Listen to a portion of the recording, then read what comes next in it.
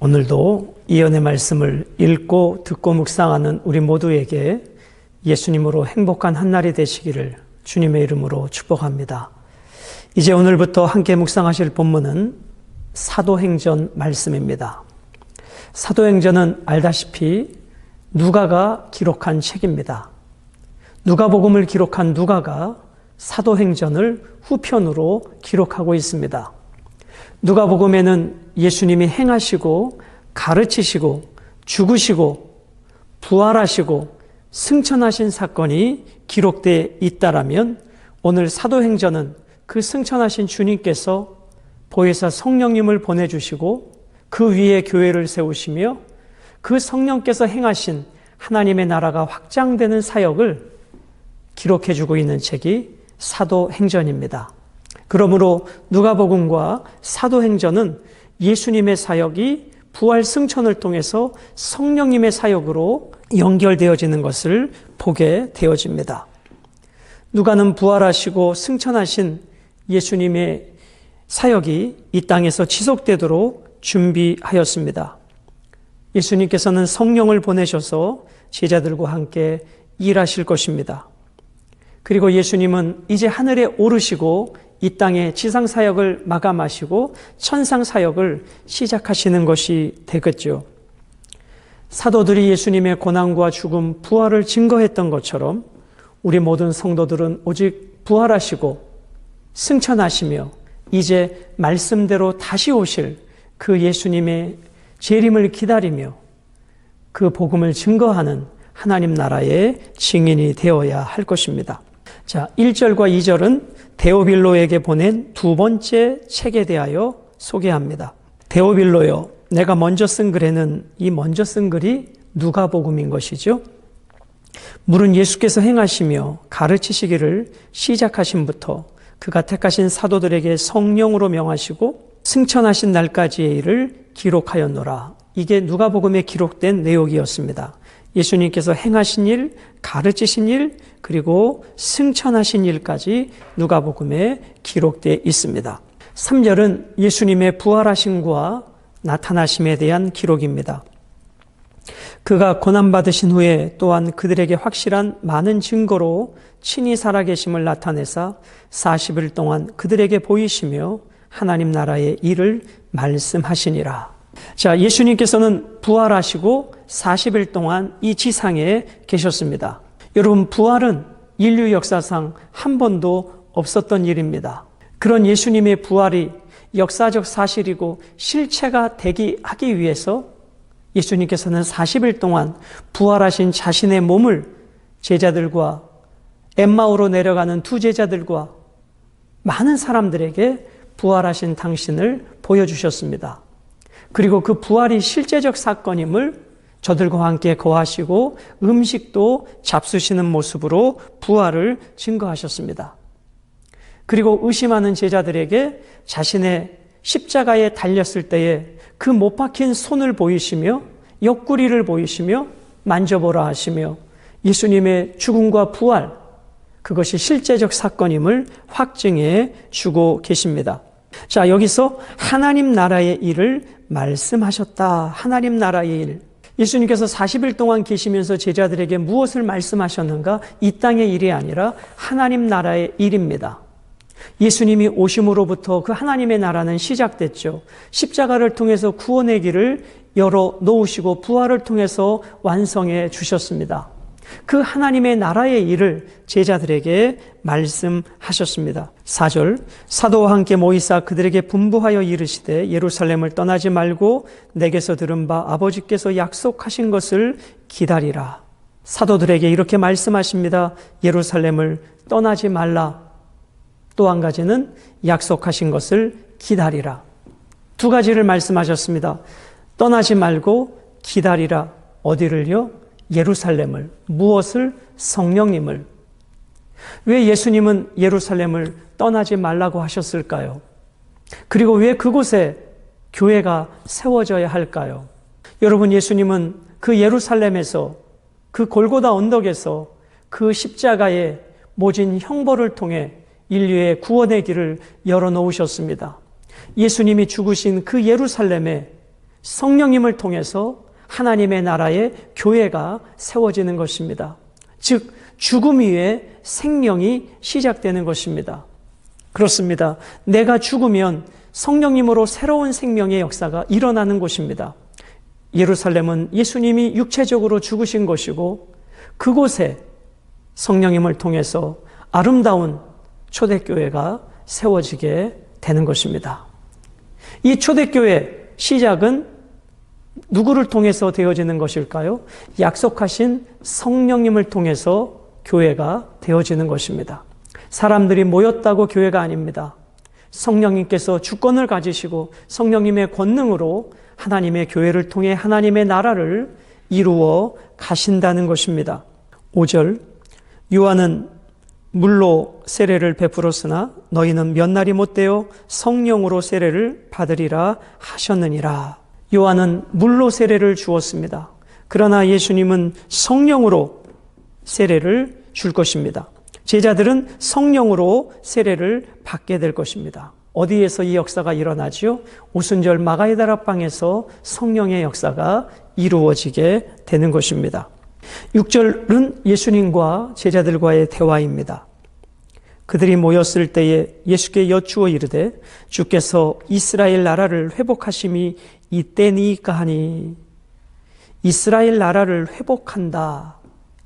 여러분, 제자들이 예수님께 묻습니다. 부활하신 주님께 묻습니다.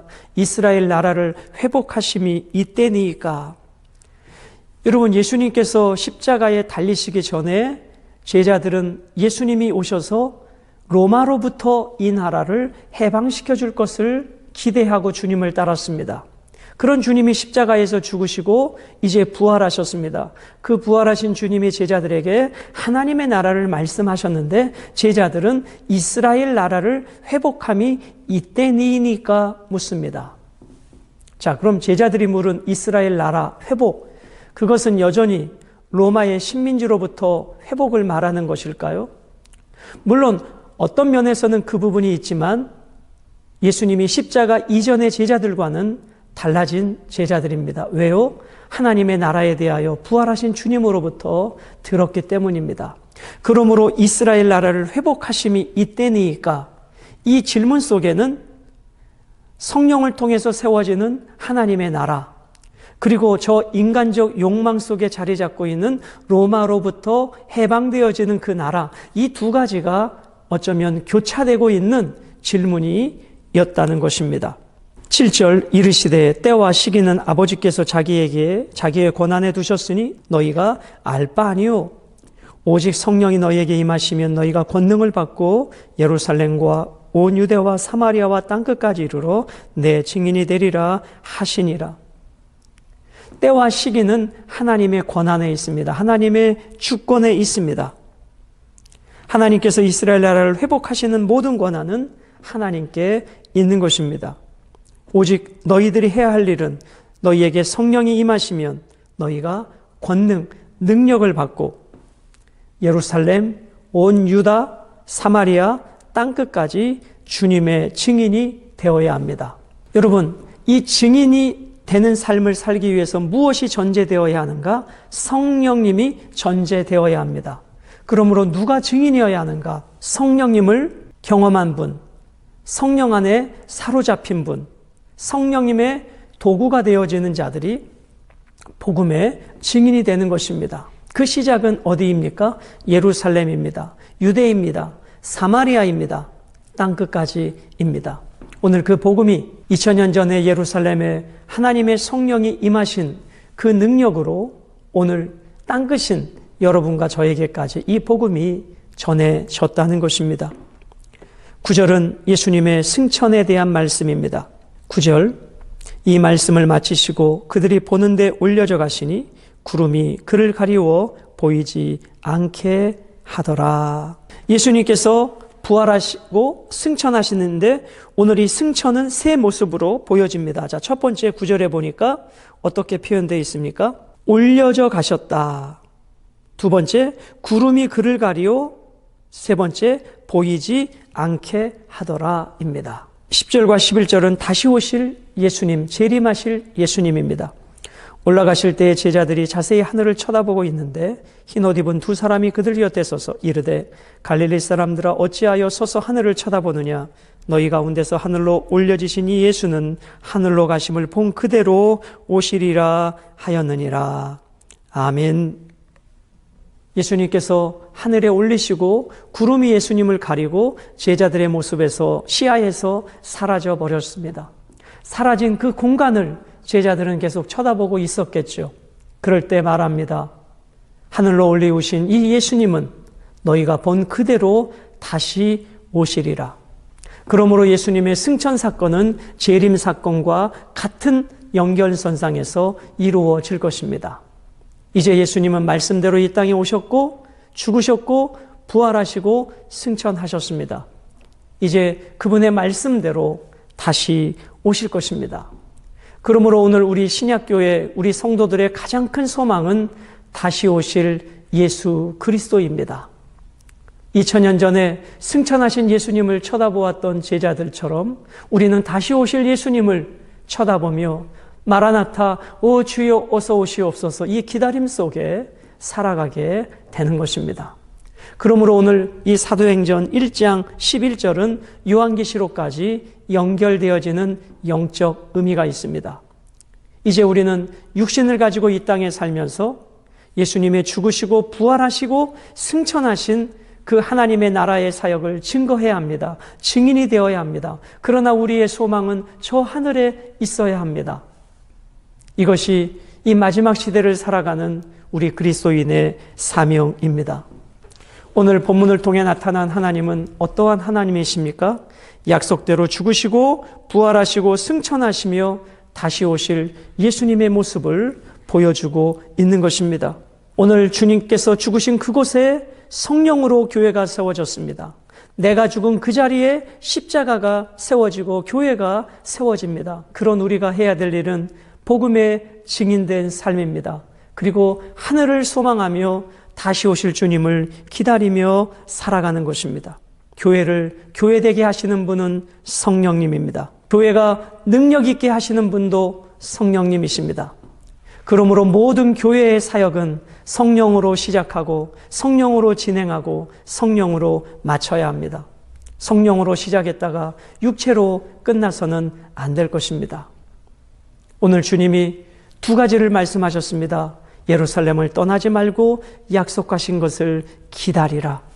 그 약속대로 성령님이 오셔서 행하셨던 그 하나님의 나라의 사역을 기록한 책이 사도행전이라 말씀드립니다. 이제 우리는 이 사도행전 28장으로 끝나는 것이 아니라 다시 오실 주님을 기다리는 우리의 사도행전을 삶으로 써나가야 합니다. 왜냐하면 사도행전은 성령을 통해서 증인된 삶의 기록이기 때문입니다. 여러분과 저의 삶에 증인된 삶의 기록이 하나님 앞에 아름답게 기록되어지는 복된 삶이 되시기를 주님의 이름으로 축복합니다.